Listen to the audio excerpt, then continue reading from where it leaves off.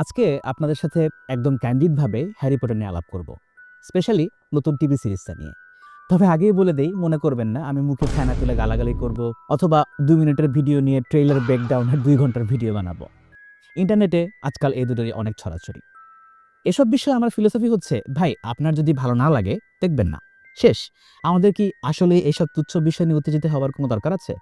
যেমন ধরেন, game of Thrones series খুব খারাপভাবে শেষ হবার কারণে আমি প্রতিজ্ঞা করেছিলাম হাউস অফ দ্য ড্রাগন দেখবই না। তাতে কার কি আসছে গেছে। তবে আপনারা আমার অপিনিয়ন জানতে চেয়েছেন, একজন হ্যারি পটার ফ্যান আর লোন নিয়ে আলাপ করা ইউটিউবার হিসেবে কিছু বলাটা আসে। তবে শর্টকাট অপিনিয়ন দেওয়া যাচ্ছে না, কারণ এই সিরিজের ক্রিয়েটিভ চয়েসের ভালো দিক খারাপ দিক দুইটাই আছে। আমি ঠিক শিওর না কোনটা বেশি ওভার পাওয়ারিং। আসলে আমার মাথার ভেতরে একটা সিভিল ওয়ার চলতেছে আর কি। একদিকে নস্টালজিয়া, অন্যদিকে লজিক। দুটো নিয়েই বলি, আপনারা সিদ্ধান্ত নিয়েন। তাহলে কোনটা আগে শুনবেন, ভালোটা না খারাপটা? আচ্ছা, খারাপটা দিয়ে শুরু করি। তাহলে ভিডিও শেষ হলে একটা হোপফুল অনুভূতি নিয়ে শেষ হবে। দুনিয়ার এই অবস্থায় আমাদের কিছুটা হোপের দরকার আছে। খারাপ দিক, দেখুন, আমি কোনো ব্লাইন্ড হেটার না। এসবিও যা করতে পারে সেটা আমরা সবাই জানি। গেম অফ থ্রোনস দিয়েছে, সাকসেশন দিয়েছে, চেরনোবিল দিয়েছে, লাস্ট অফ আস দিয়েছে। তাদের প্রোডাকশন কোয়ালিটি নিয়ে কোনো প্রশ্ন নেই। কিন্তু প্রশ্নটা হলো, কি দরকার ছিল? মুভিগুলো মাত্র 15 বছর আগে শেষ হয়েছে। ডেথলি হ্যালোস পার্ট 2 রিলিজ হয়েছে 2011 সালে, মাত্র 15 বছর। এটা কি এমন কোনো অ্যানশিয়েন্ট ফ্র্যাঞ্চাইজ নতুন জেনারেশন চেনে না? আমি বরং ফেসবুকে একটা বাংলাদেশি হ্যারি পটারের গ্রুপে ঢুকে নিজেকে একদম বুড়া মনে হয়েছিল। সব জেন জি আর আলফা, মানে ইয়াং জেনারেশনের কাছে হ্যারি পটার অলরেডি অনেক জনপ্রিয়। আর একটা কারণ হতে পারে, মুভির চেঞ্জগুলো অনেককে খুশি করেনি, আমাকেও করেনি। কিন্তু আমি যে কোনো অ্যাডাপ্টেশনের মুভিগুলো দেখার সময় এক্সপেকটেশন কমিয়েই দেখি। দুটো পুরোপুরি আলাদা মিডিয়া। আমি শিওর সিরিজের কিছু চেঞ্জ আনবে, যেটা নিয়ে সবাই কান্নাকাটি করবে। এয়ার হওয়ার আগের যে অবস্থা, বাপরে বাপ। অন্যান্য ফ্র্যাঞ্চাইজের রিবুটও আগে হয়েছে। যেমন ধরেন, অল্প সময়ে আমরা ব্যাটম্যানের অনেকগুলো রিবুট দেখেছি, কিন্তু এগুলোর প্রত্যেকটার আর্টিস্টিক ভিশন কিন্তু আলাদা আলাদা ছিল। কিন্তু এখানে কি হচ্ছে? Same story, same structure, same Hogwarts letter, same cupboard under the stairs, শুধু মুখগুলো আলাদা। প্রথম মুভি ডিরেক্টর ক্রিস কলম্বাস নিজে বলেছেন, সেট ফটোস দেখে তার মনে হয়েছে হোয়াটস দ্য পয়েন্ট। নিক ফ্রস্টের হ্যাগ্রিড দেখে তিনি বললেন, কস্টিউম ডিজাইনও তো সেম, সব সেম, শুধু অ্যাক্টর আলাদা। উনি কিন্তু খুব একটা ভুল বলেন নাই। তাহলে তারা কি করতে পারত?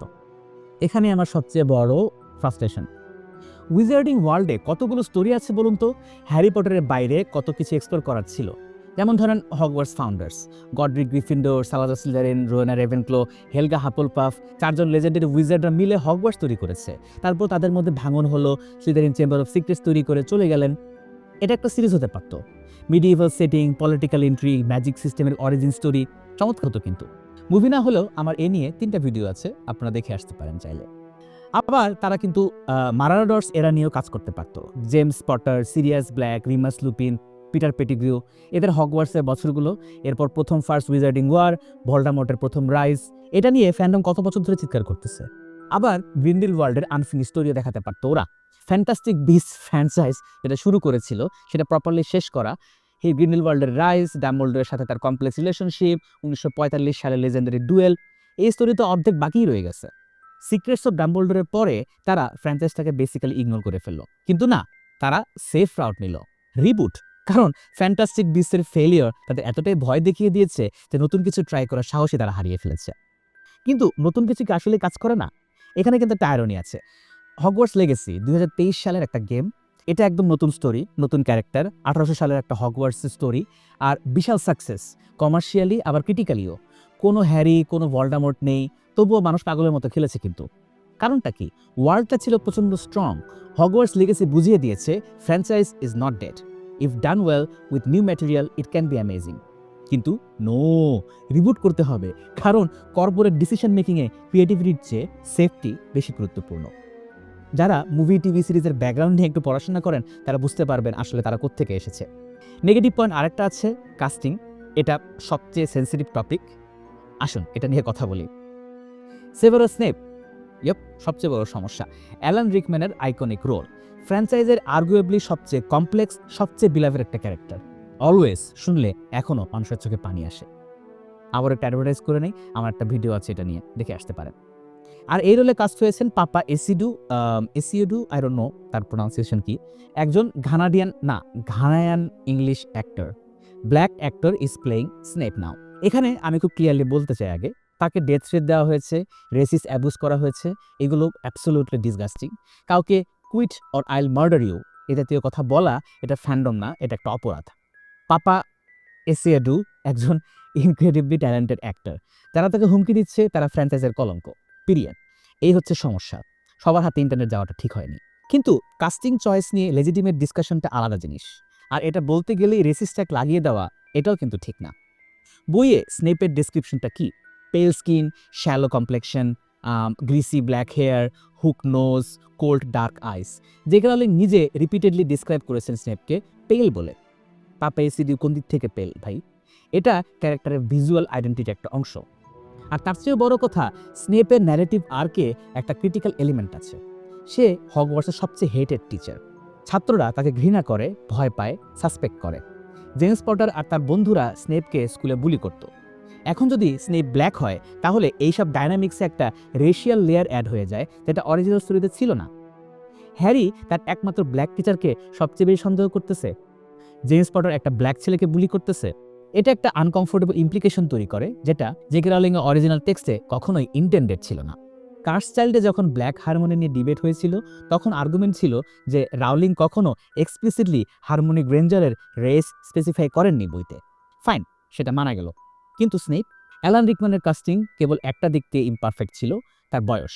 প্রফেসর স্নেপের বয়স হবার কথা ছিল 32 থেকে 33 বছর, কারণ সে ছিল জেমস পটারের ক্লাসমেট এবং তাদের বয়স ছিল 21 বছর যখন তারা মারা যায়। 11 বছর পর 32-33 বছর। পাপা এসিডিওর বয়স কিন্তু সেরকমই মনে হয়, কিন্তু পজিটিভ বলতে এটুকুই, যদি সত্যি আপনার পজিটিভ খুঁজে বের করতে চান আর কি।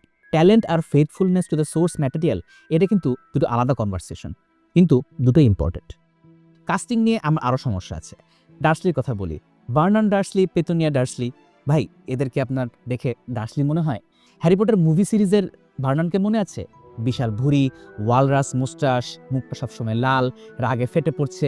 দেখেই বোঝা যেত এই লোক হ্যারিকে কাপবোর্ডে ভরে রাখতে পারে। মুভির পেতুনিয়া লম্বা গলা, পার্সড লিপস, সবকিছুতেই ডিসঅ্যাপ্রুভাল, পারফেক্ট পার্সনিফিকেশন অফ পেটি ক্রুয়েলটি। আর এখন ড্যানিয়েল রিগবি, যিনি ভার্নন ডার্সলি অভিনয় করছেন, তাকে দেখে মনে হচ্ছে তিনি কোনো ইন্ডি ফিল্মের স্ট্রাগলিং রাইটারের রোল করতে যাচ্ছেন। বেল পাউলি, যে ছিলেন পেটুনিয়া, তাকে দেখে মনে হচ্ছে উনি একটা মর্নিং শোতে কাজ করেন। ওয়েট, তিনি আসলে মর্নিং শোতে কাজ করেন? আবারও ওই একই বয়সের প্রশ্ন। আমি জানি বইতে ডার্সলিদের এজ কম ছিল, ভার্নন আর পেতুনিয়া তখন 30s-এ। সে তো লিলির ছোট বোন ছিল, তার বয়স আরও কম হবার কথা। এইচবিওতে এজ অ্যাকুরেট কাস্টিং করেছে এবার, টেকনিক্যালি ঠিক আছে, কিন্তু রাউলিং বইয়ে ভার্ননকে big beefy man with hardly any neck এভাবে বলেছেন। পেতুনিয়াকে বলেছেন thin blonde with nearly twice the usual amount of neck, লম্বা গলা। এই ফিজিক্যাল ডেসক্রিপশনগুলো ক্যারেক্টারের পার্সোনালিটিগুলো রিফ্লেক্ট করে। তার লম্বা গলা দিয়ে সে বেড়ার উপর দিয়ে প্রতিবেশীর দিকে নজর রাখত। ট্রেলারে এই পেতুনিয়াকে দেখে মনে হয়েছে এই মহিলা হ্যারির চুল কাটছে ঠিক আছে, কিন্তু এই মহিলাকে কুয়েল বলে মনে হলো না, মনে হলো একজন স্ট্রেসড আউট ওয়ার্কিং মম। তবে fair enough, let's give them A chance, maybe performance দিয়ে কনভিন্স করবে। তারা ভালো অভিনেতা অভিনেত্রী, তাতে সন্দেহ নেই, কিন্তু ফার্স্ট ইমপ্রেশনটা একটু অফ। আসলে সত্যি বলতে কি, আমার 3 বাচ্চা ছাড়া কাউকে পছন্দ হয়নি খুব একটা। ম্যাগি স্মিথের মতো ম্যাকগনাগল আর কি হতে পারবে বলে আমার মনে হয় না। She was just perfect. I will not have you in the course of a single evening besmirching that name by behaving like a babbling, bumbling band of baboons. খালি ডাম্বলডোর নিয়ে আমার কোনো অভিযোগ নেই। হ্যারি পটার 1-এর পর রিকাস্ট হওয়া দাড়িতে দড়ি বাঁধা ডাম্বলডোর আমার কখনোই পছন্দ ছিল না। আমার কাছে ডাম্বলডোর রিচার্ড হ্যারিস, যিনি নাতনির অনুরোধে ডাম্বলডোর হয়েছিলেন। তবে এটা আসলে ওই একই সমস্যার পার্ট। রিবুট খুব তাড়াতাড়ি হয়ে গেছে, তাদের সবার চেহারা আমাদের চোখে এখনো ভাসছে। আরও 30 বছর পরে রিবুট হলে ভালো ছিল। আর একটা সমস্যা, কোথায় গেল রং? এটা আমার একটা মেজর কমপ্লেন। হ্যারি পটারের ম্যাজিক কি ছিল? শুধু স্পেল আর ওয়ান না, হ্যারি পটারের ম্যাজিক ছিল কালারেও, ওয়ার্মথে। গ্রেট হলে সেই গোল্ডেন গ্লো, ড্রাগন অ্যালিকিওটিক কালার, উইজলিদের বারোয়ের কোজি মেস, এগুলোই হ্যারি পটারকে হ্যারি পটার বানিয়েছিল। ফিলোসফার স্টোন প্রথম বই, প্রথম মুভি, এটা ব্রাইট ছিল, ওয়ার্ম ছিল, ওয়ান্ডারাস ছিল, কারণ হ্যারি প্রথমবার উইজার্ডিং ওয়ার্ল্ড ডিসকভার করছে। তার সাথে আমরাও করছি। একটা ছেলে যে কাপবোর্ডে থাকতো, সে হঠাৎ দেখছে জাদু সত্যিই আছে। সেই সেন্স অফ ওয়ান্ডারটা কনভে করতে হলে ভিজুয়ালটা ম্যাজিক্যাল হতে হতো, যেটা ক্রিস কলম্বাস খুব ভালো মতো করেছিলেন। তারপর ধীরে ধীরে যত বই এগিয়েছে, ভলডেমর্ট যত পাওয়ারফুল হয়েছে, টোন ডার্কার হয়েছে একটু একটু করে। প্রিজনার অফ আজকাবান থেকে কালার প্যালেট শিফট করতে শুরু করেছে, গবলেট অফ ফায়ারে আরও। Order of the Phoenix, half blood Prince, Deathly hallows gradually একটার পর একটা ডার্কার হয়েছে, আরও গ্রিটিয়ার হয়েছে। এটা কিন্তু একটা ইন্টেনশনাল প্রোগ্রেশন ছিল। কিন্তু এইচবিও কি করলো? সিজন 1 থেকেই সব ধূসর, সব ডিস্যাচুরেটেড। হগওয়ার্টস দেখে মনে হচ্ছে গেম অফ থ্রোনসের ক্যাসেল। গ্রেট হল দেখে মনে হচ্ছে উইন্টারফেলের ডাইনিং রুম। কেবল কুইডিস গ্রাউন্ডটা কালারফুল ছিল, ক্লাসরুমটা আমার ভালো লেগেছে। ভাই, এটা ফিলোসফার স্টোন, এখানে ওয়ান্ডার দরকার, ডার্কনেস না। ডার্কনেস পরে আসবে। লাইট থেকে ডার্কের ট্রানজিশনটাই কিন্তু অনেক ইমোশনাল ইম্প্যাক্ট দিত আমাদেরকে। এটা একটা চিলড্রেন স্টোরি যেটা গ্র্যাজুয়ালি অ্যাডাল্ট হয়, হ্যারি পটারের সাথে গল্পটাও ম্যাচিউর হয়, আর সেই গ্র্যাজুয়াল শিফটই এর ব্রিলিয়েন্স। দেখুন, হাউস অফ দ্য ড্রাগন আর গেম অফ থ্রোনস এগুলোতে এই ডার্ক টোন কাজ করে, কিন্তু হ্যারি পটারে ডাম্বলডোর লেমন ড্রপস অফার করেন, ফ্রেড আর জর্জ এনচ্যান্টেড স্নোবল ছুঁড়ে মারে কুইরেলের টারবানে, বেসিক্যালি ভলডেমর্টের মুখে। নেভিল তার ট্রেভারকে খোঁজে পুরো ট্রেন জুড়ে। এই হালকা ভাবগুলো দরকার আছে, স্পেশালি শুরুতে। যাই হোক, অনেক কমপ্লেন করলাম, এবার কিছু ভালো কথা বলি, কারণ ভালো আসলেই সত্যিই কিছু আছে। সবচেয়ে ইম্পর্টেন্ট ছিল বুক ফেথফুল ডিটেলস। ট্রেলারে কিছু ডিটেলস আছে যেগুলো দেখে আমি জেনুইনলি এক্সাইটেড হয়েছি। চলুন দেখে আসি। বইয়ে আছে পেতুনিয়া হ্যারির চুল কেটে দেয়, কিন্তু পরদিন সকালে সব আগের মতো হয়ে যায়। মুভিতে এগুলো ছিল না। ট্রেলারে দেখায় পেতুনিয়া অ্যাংরি হয়ে হ্যারির চুল কাটছে, আর সম্ভবত পরে দেখাবে চুল আবার গজিয়ে গেছে। এটা হ্যারির অ্যাক্সিডেন্টাল ম্যাজিকের একটা পার্ট। আর এটা দেখানো ইম্পর্টেন্ট কারণ এটা এস্টাবলিশ করে যে হ্যারি ম্যাজিক্যাল হওয়ার আগে থেকেই স্পেশাল ছিল। ওই সাপের সিন ছাড়াও আরও বেশ কিছু সিন ছিল যেটা বইয়ে আছে। বইতে হ্যারি মেনশন করে যে ডাডলি আর তার গ্যাং স্কুলে তাকে বুলি করত। একবার সে সামহাও স্কুলের ছাদে চলে গিয়েছিল পালাতে গিয়ে। মুভিতে এটা কখনো দেখানো হয়নি। ট্রেলারে ডাডলির গ্যাং হ্যারিকে হলওয়েতে তাড়া করছে। ফাইনালি, আপনারা খেয়াল করেছেন হ্যাগ্রিডের মোটর বাইকের ড্রয়িং আছে কাপবোর্ড আন্ডার দ্য স্টেয়ার্সে, হ্যারির দেওয়ালে একটা ফ্লাইং মোটর বাইক। বইয়ে হ্যারি বারবার এটা স্বপ্ন দেখত, একটা ফ্লাইং মোটর বাইকের ড্রিম, যেটা আসলে সেই রাত যখন হ্যাগ্রিড তাকে মোটর বাইকে করে প্রিভেট ড্রাইভে নিয়ে এসেছিল। ছোট্ট হ্যারি সেই মেমোরিকে ড্রিম ভেবে ছবি এঁকেছে। এই ডিটেলসটা চমৎকার ছিল। পুরো সিরিজ জুড়ে এরকম ডিটেলস আশা করতেছি আমি। বইয়ে হ্যাগ্রিড আর হ্যারি লন্ডন আন্ডারগ্রাউন্ডে চড়ে লিকি কল্ডনে যায়। মুভিতে এগুলো সব বাদ দিয়ে দিয়েছে। ট্রেলারে দেখাচ্ছে হ্যাগ্রিড একটা টাইনি টিউব সিটে বসে আছে পুরো কম্পার্টমেন্ট জুড়ে। হাস্যকর আর কিউট, আমাদের জেন্টেল জায়ান্ট। আচ্ছা, ট্রেলারের শেষের দিকে দেখানো হয় হ্যারি আর রন স্নোবল ফাইট করতেছে। সম্ভবত এটা সেই সিন যেখানে ফ্রেড আর জর্জ স্নোবল ছুঁড়ে মারে কুইরেলের মাথার পেছনে। মানে টেকনিক্যালি তারা ভলডেমর্টের মুখে স্নোবল মারতেছে, তারা এটা জানেও না। হ্যারির স্কার্টটা অনেক সারল এই সিরিজে। অরিজিনাল মুভিতে ড্যানিয়েল রেডক্লিফের কপালের স্কার্টটা বিশাল ব্রাইট রেড, সবসময় ভিজিবল ছিল। এই ট্রেলারের স্কার্টটা অনেক বেশি স্যাডল, একটা থিন ফেডেড লাইন, যেটা বইতে ডিসক্রাইব করা হয়েছে এক্স্যাক্টলি। এরপরে আমি আসছি প্রোডাকশন কোয়ালিটিতে। কিছু রিপোর্ট অনুযায়ী প্রত্যেক এপিসোডের বাজেট ছিল 100 মিলিয়ন। ফর কনটেক্সট, সবগুলো মুভি মিলে এর বাজেট ছিল 1.2 বিলিয়ন। এই টিভি সিরিজে এক সিজনই তার কাছাকাছি খরচ করার কথা। আর অনেস্টলি প্রোডাকশন ভ্যালুটা দেখা যাচ্ছে। সেটটা ডিটেইলড, কস্টিউম অ্যাকুরেট, সিজিআই যতটুকু দেখেছি পলিশড। আচ্ছা, আর একটা পজিটিভ সাইড হচ্ছে এই সিরিজের শো রানার ফ্রান্সেসকা গার্ডনার সাকসেশনের writer. Director Mark Bloyd Game of Thrones আর সাকসেশন দুটোতেই কাজ করেছেন। মানে ক্যারেক্টার ড্রামা আর লার্জ স্কেল স্টোরি টেলিং এই দুটোই হ্যান্ডেল করার এক্সপিরিয়েন্স তাদের আছে। এটা রিঅ্যাসিওরিং। এখন মজার কথা হলো ভলডেমর্ট এখনও কাস্ট হয়নি। এইচবিও চেয়ারম্যান বলেছেন এখনও তারা হি হু মাস্ট নট বি নেমড খুঁজছেন। কে হবে ভলডেমর্ট সেই ড্রামা তো এখনও বাকি আছে। কেউ কেউ বলছে মেয়ে হবে। তখন শুরু হবে রেসিস্ট আর সেক্সিস্টদের মারামারি। তখন সিরিজের থেকে এই ড্রামা বেশি ইন্টারেস্টিং হয়ে দাঁড়াতে পারে। Stay tuned. আচ্ছা, শেষ করি, ভিডিওটা অনেক লম্বা হয়ে গেল। ওভারঅল কি মনে হলো আপনাদের? আমি একদম মিক্সড, একদম অনেস্টলি বলতেছি। ভালো দিক হলো book faithful details, strong production value, talented cast, যে সিনগুলো মুভিতে ছিল না সেগুলো আসতেছে। অনেকগুলো ক্যারেক্টারের মোটিভেশন ঠিকমতো আসবে যদি তারা ঠিকমতো দেখাতে পারে। 8 এপিসোড মানে অনেক বেশি টাইম ব্রিথ করার জন্য। ফিলোসফার স্টোন একটা ছোট বই, কিন্তু 8টা এপিসোডের প্রতিটা চ্যাপ্টারকে প্রপারলি এক্সপ্লোর করার সুযোগ আছে। পিপস হয়তো ফাইনালি স্ক্রিনে আসবে। ও মাই গড। খারাপ দিক, আননেসেসারি রিবুট, টোনটা একটু ডার্ক ফর ফিলোসফার স্টোন, কিছু কাস্টিং ভিজুয়ালি বুক অ্যাকুরেট না, আর সবচেয়ে বড় কথা এই স্টোরি আমরা জানি, আমরা সব জানি, কোনো সারপ্রাইজ নেই। প্রথম মুভি দেখার সময় যে ওয়ান্ডার ছিল সেটা কখনো রেপ্লিকেট হবে না, কারণ আমরা জানি কুইরেলের মাথার পিছনে কে আছে। আমরা জানি স্নেপ আসলে ভালো, কিন্তু মেজর প্লট চেঞ্জ করে প্লট হোল তৈরি করে গল্প নষ্ট করার চেয়ে ছোটোখাটো ভিজুয়াল ডিটেলস চেঞ্জ করাটা অনেক better. House of the dragon, game of Thrones এগুলো অনেক ঘটেছে। এই দোষে কিন্তু হ্যারি পটার মুভি অনেক দোষী, তার অনেক কিছু বাদ দিতে গিয়ে খুব খারাপ কিছু কাজ করেছে। যেমন এল্ডার ওয়ান্ডের পরিণতি, ভলডেমর্টকে মেরেছে নেভিল লংবটম, হ্যারি না।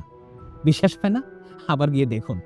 এজন্য বইগুলো 4-5 বার পড়ার পরেও মুভিগুলো আমি একবারই দেখেছি। এই জন্য আমার মাথার ভেতরে বইয়ের ক্যাননই আছে, মুভির ক্যানন নেই। ভিডিও বানাতে গিয়ে কয়েকদিন পর আমি ধাক্কা খাই, এই জিনিসটা মুভিতে একদম পুরোপুরি ডিফারেন্টভাবে দেওয়া আছে। অন্তত এইচবির হ্যারি পটার টিম বলছে তারা বুক ফেথফুল থাকবে, আর যদি সত্যিই থাকে তাহলে অনেক কাট কন্টেন্ট ফিরে আসবে।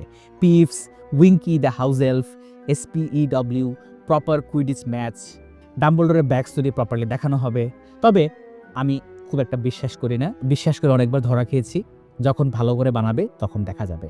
আমার থেকে প্রশংসা আর কেউ করবে না। আচ্ছা, শেষ কথা বলি, ক্রিসমাস 2026-এ রিলিজ হচ্ছে, মানে এবছরই 10 বছরের প্ল্যান, 7টা বই, 7টা সিজন, অ্যাক্টরদের 10 বছরের কমিটমেন্ট আছে। এটা একটা ম্যাসিভ আন্ডারটেকিং। আমি কি দেখব? অবশ্যই দেখব, কারণ হ্যারি পটার আমার চাইল্ডহুড, আপনাদেরও। আমরা চাই এটা ভালো হোক, আমরা চাই এই ওয়ার্ল্ডটাকে ভালোভাবে ট্রিট করা হোক। কিন্তু আমি গার্ড আপ রাখবো, কারণ কার্স চাইল্ড আর ফ্যান্টাস্টিক বিস্ট তো প্রমিসিং ছিল, জেকে রাউলিংয়ের রেকর্ড ভালো না। এখন পর্যন্ত আমি পুরোপুরি কনভিন্স হইনি, কিন্তু হোপ করছি, সবসময় হোপ করছি। কারণ after all, do I love Harry Potter after all this time? Always. Like আর সাবস্ক্রাইব করুন, আর কমেন্টে জানান আপনাদের কি মনে হলো ট্রেলার দেখে। Excited, worried, বয়কটিং? সব অপিনিয়ন ওয়েলকাম। শুধু সিভিল থাকুক। আমরা অ্যাক্টরদের থ্রেট দিই না, আমরা ভদ্র মানুষ। সামনে বই আর মুভির পার্থক্য নিয়ে বিশাল ভিডিও সিরিজ আসছে। আপনারা যারা কেবল মুভি দেখেছেন তারা যে কত কিছু মিস করছেন তা আপনারা নিজেরা জানেন না। দেখা হবে, ভালো থাকবেন, হ্যাপি রিডিং।